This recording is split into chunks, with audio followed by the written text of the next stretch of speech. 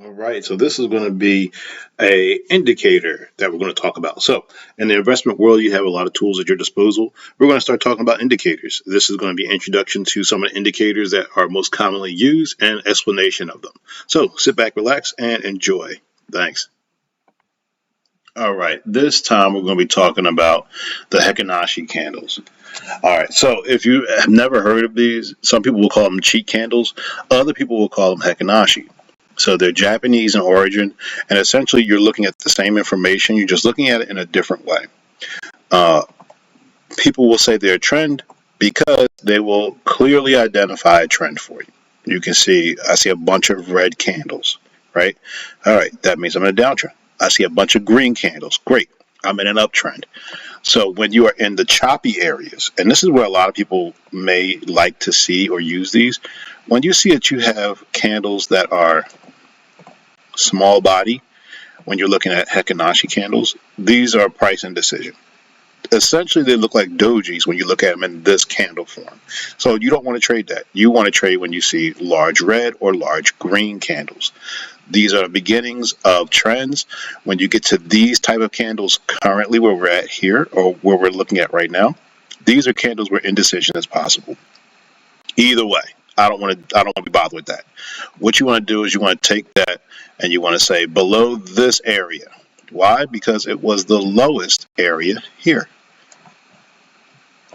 If I get below that area, I want to start trading with a downward trend. Great. You notice if you did that specifically, you would have got in here, you would have had some drawdown, you would have came right back up to here, and then that would have been the last time. Everything else would have been down at least to this area. So it's a good way to start entries, maybe exits as well.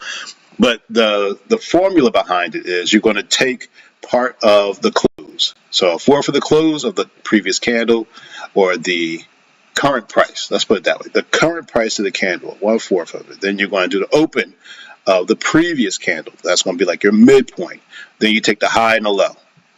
Generally, it's an average candle. It's the average price movement or action of each candle that's being displayed to you with the Heikin Ashi candles.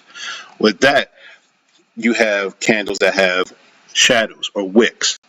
These long wicks on top, they can be called shadows or wicks.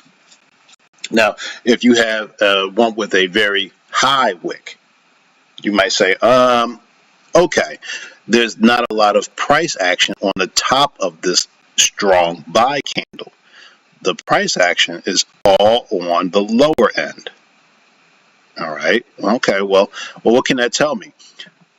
If you can't remember this, all you do is look to the left. If you look, strong price action was going up and going up and going up. You would then have done this. Okay. I'm looking for the bodies of this candle, like around here.